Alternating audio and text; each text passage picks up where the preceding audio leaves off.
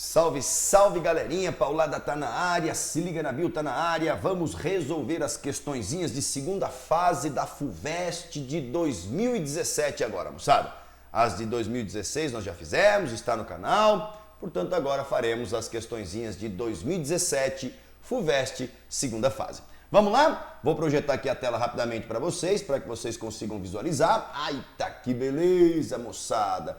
Então vamos lá, para que nós possamos aí, de fato, começar aqui a nossa brincadeira. Então vamos lá, moçada. Um homem recebeu, quando recém-nascido, então essa é a questão número 1, é a B1, né, da prova de 2017.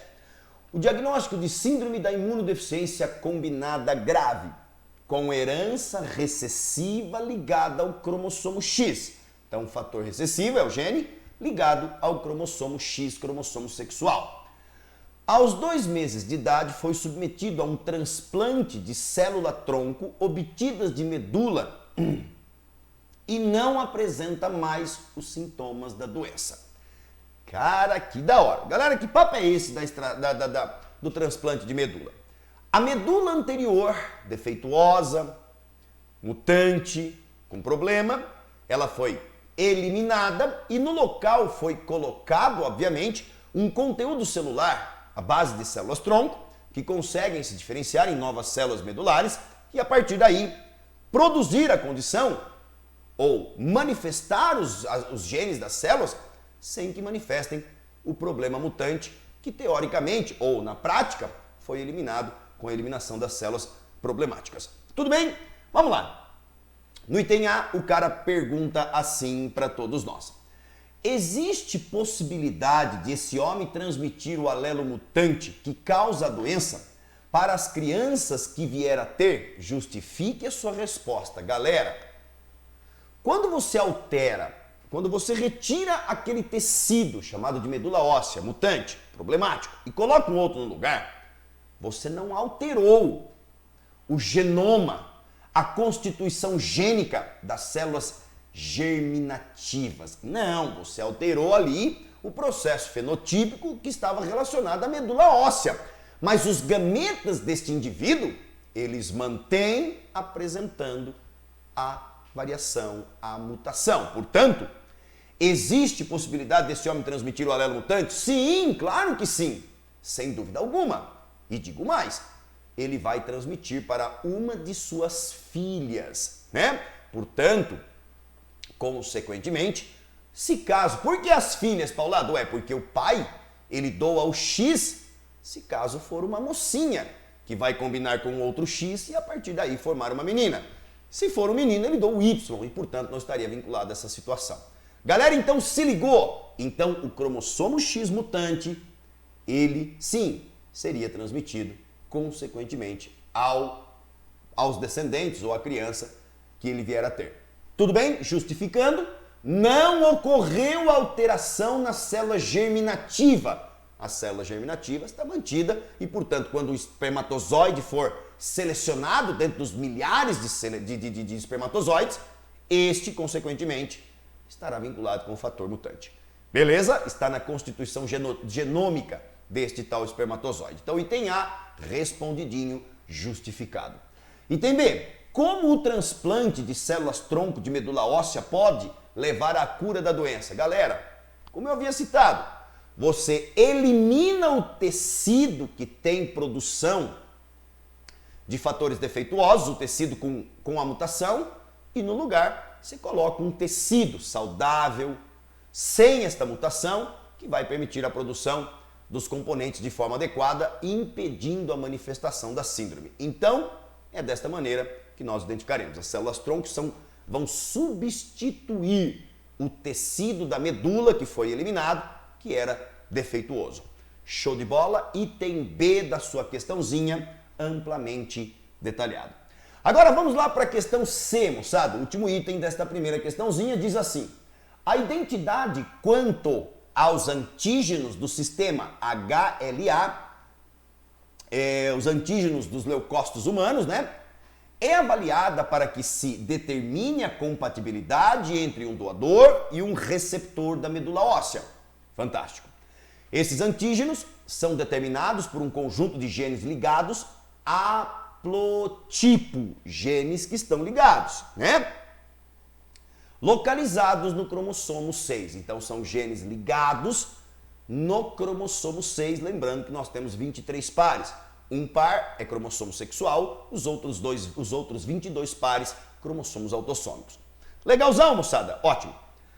São representados a seguir o genótipo de um candidato a transplante de medula óssea e os genótipos de seus genitores, quanto a esse haplotipo.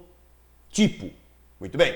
Então aqui está mostrando o candidato a transplante e perceba, moçada, que ele recebeu um haplotipo da mãe e um haplotipo, no caso do pai, constituindo, portanto, a sua formação genômica diploide.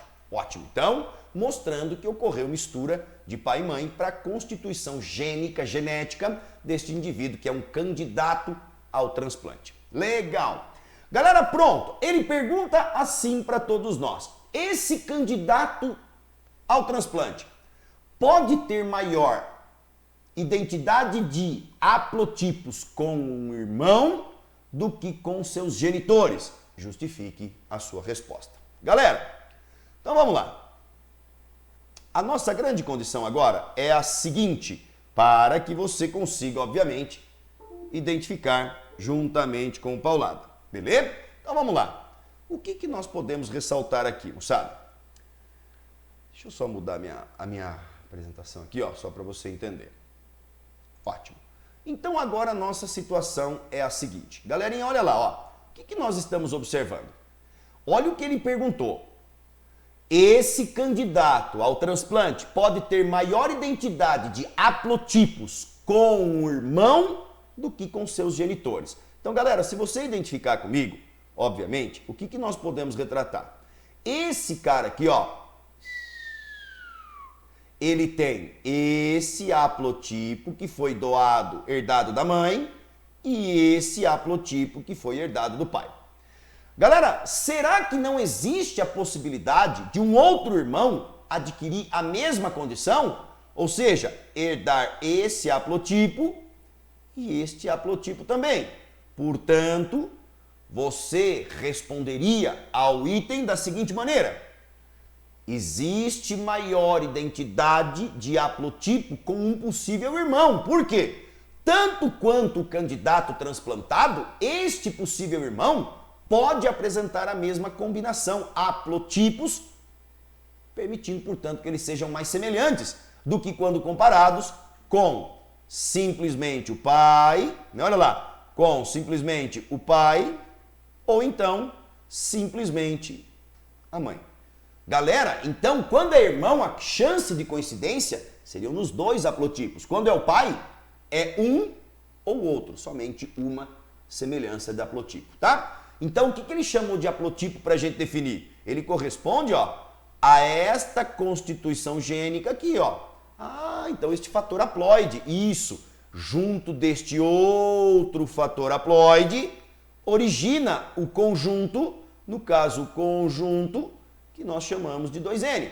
Ah, então cada indivíduo 2N, isso. O haplotipo corresponde a cada exemplar desses daí. Então, respondendo à questão, teria maior identidade com o possível irmão, uma vez que ele também pode herdar os mesmos haplotipos dos pais. Linda essa questão, basicamente sobre cromossomo sexual, determinação de sexo e, obviamente, célula-tronco, transplante, para que nós pudéssemos identificar essa questão. Tudo bem? Um beijo no seu coração. Eu espero que você tenha gostado da questãozinha. E se você gostou, fico feliz. Um beijo no seu coração. Até a próxima. Vamos para uma próxima questão. Valeu, galera! Até daqui a pouquinho. Valeu!